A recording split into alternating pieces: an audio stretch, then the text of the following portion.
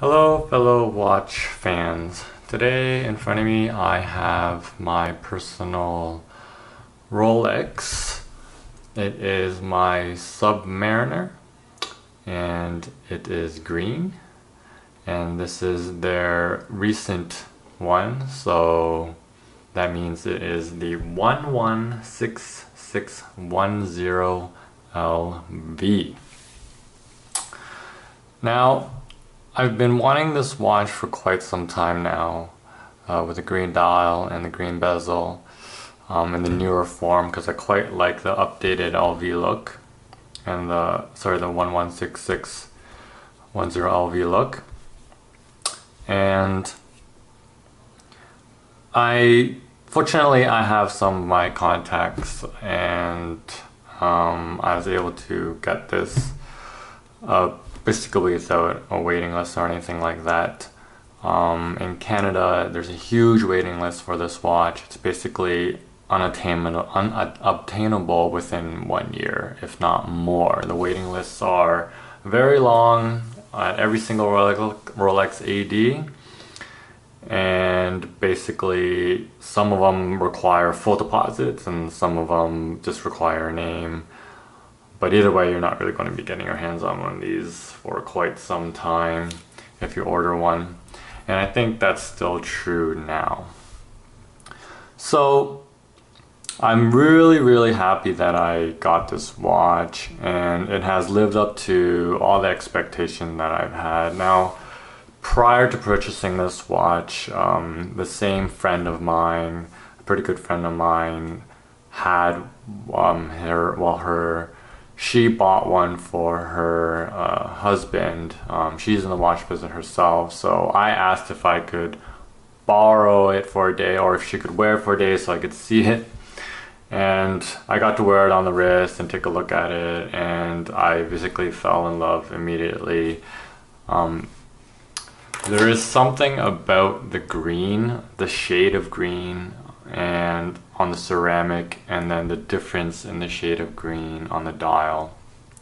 So that is a huge one of the, basically the main feature of the Hulk, as they call this watch, is the green. And I don't really want to talk too much about the Submariner because I think everyone sort of knows what that is. But the green Submariner in particular, I want to talk about just that color and why it just makes the watch so special. And perhaps some people want it because of its unobtainium type of deal. Some people just like getting things that are rare, and some people might just generally like it because of the color. I fall into the category of both. I like having something that's rare. I think everyone likes having something that's rare. It's sort of a lie to not want something that's rare, but I also really like the color. My old car that I had, that I just sold recently, was green as well, and I just like that color, the color green. So this was sort of something I've always sought after, and it took me some time to sort of save up for it and make it reasonable for me to purchase. So the green, again, the ceramic is really nice. It's not matte, it's not super shiny, but it's in between that. It's really interesting. It gives a really nice on flashy type of look on the bezel. It doesn't blind people like a white gold bezel would. It's not overstating under anything, but of course, because it's green, it's also not understating anything because it's green. And then you can even see in this picture here just how flat the bezel color is due to the ceramic material compared to the dial color. The dial is much darker, much richer. It has a very velvety look to it, a very sort of monarchy look to it, and that just expresses a ton of just like swag, it's very rich looking without being a rich material. It's just because of the way they're able to process that green on the dial. And the way that the light changes the look of the dial as well. So in this indoor lighting that we have, where the light bounces off the walls and such, it gives a really dark type of, again, rich, deep, foresty green to it. And then when you go in direct sunlight, it's much lighter again. The bezel, it gets slightly lighter as well. It becomes very outdoory type of watch, and seems to just fit in with the outdoors. When you bring it indoor, again, everything sort of darkens, it warms. The watch becomes warm, very cozy to look at, and either way, it will catch definitely a person's eye, and you'll love looking at this watch regardless of the type of lighting that you're in. The other thing I want to talk about is actually the versatility of the green sub as well. So many people might think that the green color is a bit too bold for dressing up. I will probably agree, this cannot go with a tie, and it definitely, I don't think, you know, it would work very well with the tuxedo. Of course, you can do anything you want, and whether you believe it goes well with something, or anyone else thinks it goes well with something, it's a very subjective type of discussion. And nowadays, in this brave new world where people love breaking traditions, basically you could wear this as a tuxedo if you want. I've been on forums where people wore this at their wedding in a tux, and honestly I think it clashes quite a bit. I would prefer, you know, if you're going to have a Rolex sub, a green sub, you probably have something a little bit more formal too, so just wear that, right? But on the flip side, you take the tie off, you throw on your blazer instead of a suit, but you're still wearing a dress shirt, and then you got jeans. Like, this watch is at the top when it comes to business casual. It is, you know, this just looks so sharp in a business casual type of attire, and in that setting it's just perfect for that. But then you take that step down, a little more casual, or even all casual. You could wear track pants with sneakers, or some, you know, basically as dressed down as you have ever dressed down. You could still basically wear this watch out because it's so playful. That green color is really playful, and that's what I love about the green. Right? If you had a black sub, I'm going to compare that color because that's basically the other most popular color that it comes in. Is if you're wearing a black sub, you can dress down with it. Of course, no one's going to say anything, and it will not look bad. Of course, a black sub is so classic, and even a black sub. The advantage of a black sub is that you can wear that probably with a tux, and you can wear that with a tie, and it'll still fly, and people, I think, in my mind, it does not clash, right? So a black sub is very versatile in that sense. If there is a sort of a scale with 3 lines, on the right hand side you have formal, and on the left hand side you have, you know, ultra casual, so a tuxedo, and then like t-shirt and shorts type of thing. The green sub would fit between the center and the extreme casual, and the black sub would fit between center and extreme formal. Ta-da! We are in different light now. So I'm going to continue talking a lot about the versatility, and basically I'm just going to conclude by saying the green sub is definitely the more casual of the subs. But for someone like myself, or if you are someone that doesn't need to wear a suit every day for work, for whatever reason, and you're able to dress a little bit more down on most of your days, this is a watch that would really suit your lifestyle, because you are able to use it in such a wide variety of situations and match it with a wide variety of attire as well. I'm pretty known to be sort of monochromatic in the way I dress, yet at the same time this watch still goes really well because it sort of becomes the focal point of what's on me, since I wear a lot of blacks and grays and whites. So there's not a lot of color in my clothing, but because the watch has, you know, that green pop on it, and it's the contrast piece on what you're wearing that day. On the flip side, there are times where I'm also going to be wearing something colorful. Not every single piece of my clothing is black, white, or gray, of course. That'd be a very boring wardrobe. And of course, this will go well with colors, because green is a very neutral type of color, whether you're wearing a blue shirt or a tracksuit that's any shade of blue or yellow or green or red, any of those combinations even. And then if you're wearing jeans on the bottom, this will go very well. It suddenly becomes a very sporty watch, and it doesn't take itself so seriously. And people know that you don't take yourself, or you don't take life too serious as well, which is very good. And this match sort of matches that persona very well, I think. For me, the green sub really matches my lifestyle more than the black sub. Because of that reason, I don't need to wear a suit every day. Rarely do I ever need to wear a suit and be in such a formal occasion that requires me to wear anything dressy.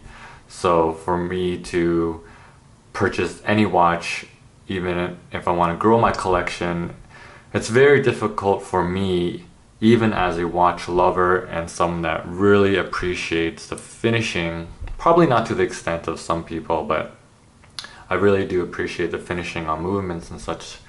But I don't think I'll ever dish out the money to buy something like a Longchamp, even if I had the money, just because I don't ever have the chance to wear something like that. And I'm a very practical person, so again, it all depends on the type of person you are. If you want to just grow your collection because you just love watches and you have the financial means to do so, then by all means go buy a green Rolex, because you just want to add that to your collection. For someone that is more like me, where I might want just 3 or 4 watches, I say that now and it'll probably grow a little bit more, but for me, I feel like I'm not the type of person that wants to have 10 watches or even 6 watches. I already find it difficult enough to use my watches enough to my satisfaction. Even though actually at this current point I only have 2, I sold all my other ones. But I have a chronograph, 2-door, and I have this watch, and I'm planning on picking up another watch mid this year or late this year, which will be my dressier watch, but also it can still dual as a quite casual watch. I like bold watches because I think they make a statement. Not that I really care about the statement I'm trying to make with my watch to, you know, the general public or people I don't know, or even the people I do know. But of course, a watch is like a car, which is like your clothing. It's a part of you. It's something that I use every day, and I see great value in watches because it's something, if you like watches, then it's something you can enjoy every single day, basically of your life. And if you pick the right watch, it's actually not the worst investment when it comes to a luxury good. In fact, it's probably one of the best investments you can do, because if you pick the right watch, then there's a very little depreciation, which is another aspect about the green sub in particular, is that there's basically no depreciation. And if they end up discontinuing this watch, which this was supposed to be, or allegedly supposed to be, a limited edition when it first launched, but yet they've continued producing this watch. But if they eventually do stop producing it, then for sure your value will go up. And that's just sort of nice to know. I don't plan on ever selling it, but it's just nice to know that your money is sort of well spent and it just didn't lose 20% the moment you unboxed it. Now, I'm just going to really briefly go over some of the Submariner type of specifications. So, of course, The bezel can rotate. It is unidirectional, meaning it only goes the one way. It goes counterclockwise. It has 120 clicks, if that means anything to you.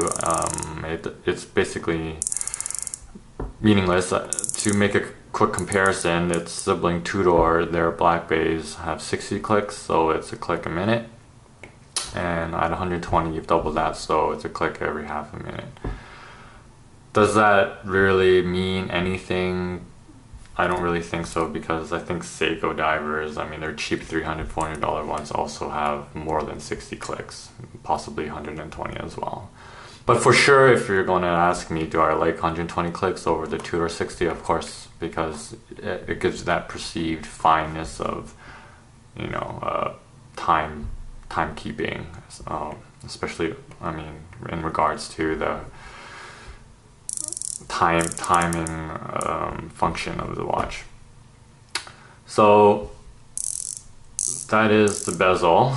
It's got a really nice serration, sharp but not too sharp, so it's perfect. It doesn't cut you or anything like that, but still provides good traction on your fingers. Of course, you're supposed to actually be using this with gloves, so that's why it's so sharp. All indices are white gold borders with the lume inside, and hands same thing. You have the platinum dusted numbers on the bezel, so this stuff is engraved, and then Rolex dusts and probably bakes on powder, platinum powder on it. So that's a really fine detail that I really like about what Rolex did with this watch. So they're sort of just dashed the watch with some high-end metals, which is quite nice. Being a Submariner, of course, it is rated to go to 300 meters of depth or 1,000 feet. If you're using the Imperial system, you know that in two ways. It says on the dial. So on the dial, it'll say what it's rated to dive to, as you can see there, but also on the crown, the three dots on the crown mean it has the lock system, and it also means that it goes to 300 meters. On other Rolexes, if you look, you might see two dots, you might see one dot, and that will coincide with how much depth the water, the watch can go to. Basically the waterproof or water resistant rating of the watch, the pressure rating. It is made of course, 904L steel, like all Rolexes. It might be just me, but I feel like the steel sort of sits a little bit different on your skin. It seems a little bit nicer. I think it might just be the way they finish the metal, but that also relates to the metal they're using. So I think there is a little bit of difference. I might be just making that up in my head, but I like the way that the watch feels on my wrist, of course, not just in looks and the size. I think the size is perfect. It's 13.3 millimeters in height, and it's just a really good fitting watch. The clasp is a classic oyster clasp. Nothing has changed much there. It has the glide adjustment, so you just basically, if you ever need to wear this over a wetsuit or anything, you can do it really quickly. I don't really want to do it because I just like keeping it at the same position. But that's basically my review of the Rolex Submariner Green 116610LV. In conclusion, it's basically a must-get watch if you like the Submariner, and especially if you're someone that likes to use their watches all the time. It's a very robust watch. It's a tool watch for sure. Of course, if you sort of bang it against the wall, you're still gonna cringe a little bit. I'd cringe a lot, but if you're more of a casual type of guy and you don't need to wear a suit to go to work every day, I think this is a must pick up. If you can find one new in store, just buy one. I know some dealers around the world, especially in less trafficked areas, less people, but also have Rolex dealers. They happen to have them. My friend told me there was one sitting in a Rolex dealer in Japan, for example. So that you could have just bought right off the bat. They might have marked it up from the MSRP, but it is what it is. Anyways, hope you enjoy this review. If you like it, please like, subscribe, and stay tuned for more.